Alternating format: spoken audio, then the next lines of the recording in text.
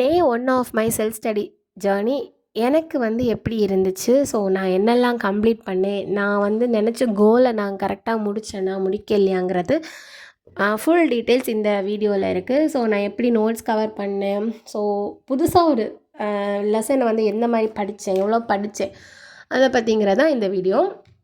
So as usual 4:00 வந்து எழும்பணும்னு நினச்சேன். ஆனால் நான் எழும்புனது என்னமோ 5:00 தான். 4:45 அந்த டைம் தான் எழும்பி ஃப்ரெஷ்அப் ஆகிட்டு ஸ்டடி மேக்ஸ் தான் எடுத்தேன். ஸோ மேக்ஸ் வந்து டிவிகே பேட்ச்.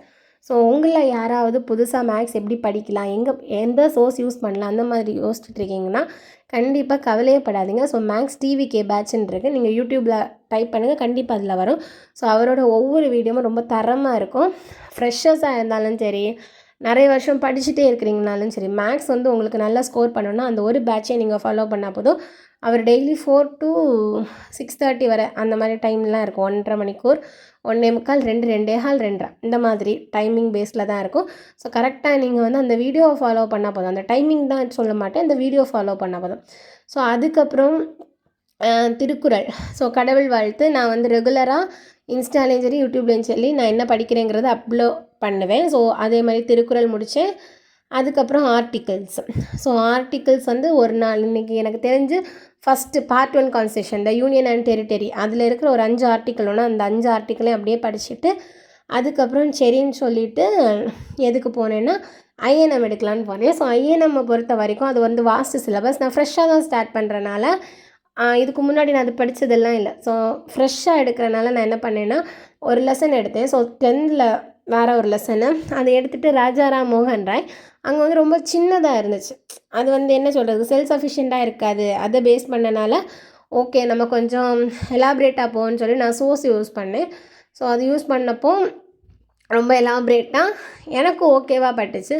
அப்போ ராஜாராம் மோகன் ராயை பற்றி ஃபுல் டீட்டெயில்ஸ், ஓவரால் என்னெல்லாம் தேவை, என்னெல்லாம் வியூஸ் உண்டு, அதை பற்றி எல்லா டீட்டெயில்ஸும் அப்படியே எடுத்துகிட்டு அதுக்கப்புறம் அது முடிகிறதுக்குள்ளே 10:30 ஏதோ ஆயிடுச்சு. தென் ஜியாகிரஃபி எடுத்தேன். ஜியாகிரஃபி வந்து கொஞ்சம் நியர்லி 3 பேஜஸ் முடிச்சிருப்பேன். அதுக்கப்புறம் வந்து history and Tamil Nadu culture. So history and Tamil Nadu கல்ச்சரை பொறுத்த வரைக்கும் அது 11th புக்கு. ஸோ நம்ம இந்த ஹிஸ்ட்ரி அண்ட் தமிழ்நாடு கல்ச்சர் இந்த சப்ஜெக்ட் வந்து 10th, 11th, 12th இந்த 3க்கு தான் நம்ம ரொம்ப ஃபோக்கஸ் கொடுக்கணும். அதனால் சரின்னு சொல்லிவிட்டு கொஞ்சம் நல்லா இருந்து படிச்சுட்டு அது ஃபுல் யூனிட்டு தான் முடியலை, ஒரு 2 பேஜ் முடிச்சுட்டு நினைக்கிறேன். அந்த 2 பேஜும் முடிச்சுட்டு அதுக்கப்புறம் எதுக்கு படித்தேன், சாப்பிட்டுட்டு வந்துருந்து சயின்ஸு. ஸோ சயின்ஸ் வந்து என்விரான்மெண்டல் சயின்ஸ் போகிறனால நம்ம கொஞ்சம் இந்த யூனிட்டுக்கு வேஸ் போகும்போது கொஞ்சம் நமக்கு ஈஸியாக இருக்கும். ஸோ அப்போ தான் ஒரு விஷயம் யோசித்தேன், நம்ம வந்து டைம் டேபிள் போடுறது ஈஸியாக இருந்துச்சு, ஆனால் வந்து அதை ஃபாலோ பண்ணி கரெக்ட் டைமில் அதை முடிக்கணுங்கிறது ரொம்ப ரிஸ்க்கான ஒரு விஷயமா இருந்தது. ஸோ அதுக்கு ஏற்றவாறு நான் இன்னும் டைமை பிரித்தேன். இத்தனை மணிலேருந்து இத்தனை மணி வரை இந்த சப்ஜெக்ட் யூஸ் பண்ணணும். ஸோ அது ஒரு குட்டி அலாரம் பிரேக்கெல்லாம் செட் பண்ணி அந்த மாதிரி வச்சு தான் படிச்சுட்ருக்கேன்.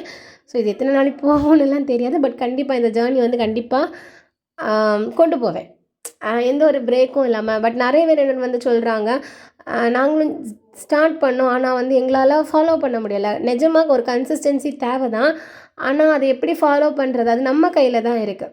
இப்போ நீங்கள் என்ன ஃபாலோ பண்ணாலும் சரி, நம்மளே ஃபாலோ பண்ணாலும் சரி, ஒரு கன்சிஸ்டன்சி நம்மக்கிட்ட தான் இருக்கணும்.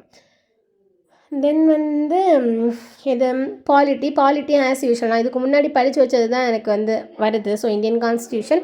ஸோ அது எனக்கு தெரிஞ்சதுனால ஓவரால் ஒரு ஜஸ்ட் ரிவைஸ், கொஞ்சம் தான் ரிவைஸ் பண்ணி, நிறையெல்லாம் இல்லை, கொஞ்சம் ரிவைஸ் பண்ணிவிட்டு அதுக்கப்புறம் வந்து எதுக்கு போயிட்டேன்னா ஹிஸ்ட்ரி படித்தேன். ஹிஸ்ட்ரியும் அதே மாதிரி தான் ஒரு 1.5 பேஜஸ் தான் படிச்சுருப்பேனே தவிர்த்து நிறைய போக முடியலை. அண்ட் தென் தமிழ் வந்து நான் எப்படி படித்தேன்னா, எனக்கு டியூஷன் எடுத்துகிட்டு இருக்கும்போது சரி அந்த பிள்ளைங்களையும் படிக்க வச்சு நம்மளும் படித்து முடிப்போம் அப்படின்னு தான் அதுவும் படிச்சுட்டு 4 அடியாரும் படித்தேன். சைடில் எக்கனாமிக்ஸ், ஆக்சுவலாக நான் டைம் டேபிள் போட்டப்போ எக்கனாமிக்ஸுங்கிற ஒரு சப்ஜெக்டே மறந்தாச்சு, நான் டைம் டேபிளே போடல. அதுக்கப்புறம் டைம் ஒர்க்காக கூட ரீசெட் பண்ணி டைம் டேபிள் போட்டேன். ஸோ உங்களுக்கு யாருக்காச்சும் நான் எப்படி எந்த டைம் ஷெட்யூல் ஃபாலோ பண்ணுறேங்கிறது வேணும்னாலும் நான் எழுதுகிற ரிட்டன் நோட்ஸ் வேணுனாலும் கண்டிப்பாக கமெண்டில் கேளுங்க. நான் ரிட்டன் நோட்ஸ் எல்லாம் டைம் டேபிள் ஷேர் பண்ணுவேன். ஸோ உங்களுக்கு இந்த வீடியோ யூஸ்ஃபுல்லாக இருக்குமான்னு தெரியாது. அண்ட் உங்களோட டே 1 சேலஞ்ச் எப்படி இருந்துச்சு, இந்த டிஎன்பிஎஸ்சி ஜர்னி வந்து உங்களுக்கு சேலஞ்சிங்காக இருக்கா இல்லை நார்மலாக இருக்குதாங்கிறத கமெண்டில் சொல்லுங்கள். அண்ட் எனக்கு சேலஞ்சாக தான் இருக்குது, ஏன்னா புதுசாக இவ்வளோ சப்ஜெக்ட் படிக்கும்போது நான் நினச்சேன் படிக்கலாம் அப்படின்னு. ஆனால் ஃபுல்லாக படிக்கும்போது ஒன் டே ஃபுல்லாக இருந்து படிக்கிற மாதிரி தான் இருக்குது. ஸோ உங்களுக்கு இந்த டே எப்படி போச்சுங்கிறத மறக்காமல் கமெண்ட்டில் சொல்லுங்கள். இந்த வீடியோ உங்களுக்கு யூஸ்ஃபுல்லாக இருந்துச்சுன்னா லைக் பண்ணிவிட்டு என்னோடய யூடியூப் சேனலை சப்ஸ்கிரைப் பண்ணுங்கள், இன்ஸ்டாகிராமில் ஃபாலோ பண்ணுங்கள், டெலிகிராம் சேனலில் ஃபாலோ பண்ணி வச்சுக்கோங்க. அண்ட் தென் டெலிகிராம் சேனலில் நான் நிறைய நோட்ஸ், அவுட் சோர்ஸ் எல்லாமே நான் அதில் போட்டிருக்கேன். ஸோ உங்களுக்கு தேவைன்னா அதை போய் டவுன்லோட் பண்ணுங்கள். ஆனால் மறக்காமல் யூடியூப் சேனலில் ஜாயின் பண்ணிக்கோங்க, ஐ மீன் சப்ஸ்கிரைப் பண்ணிக்கோங்க. ஸோ நாளைக்குள்ள டே 2 எப்படி இருக்குங்கிறத நாளைக்குள்ள வீடியோவில் பார்ப்போம். So bye bye.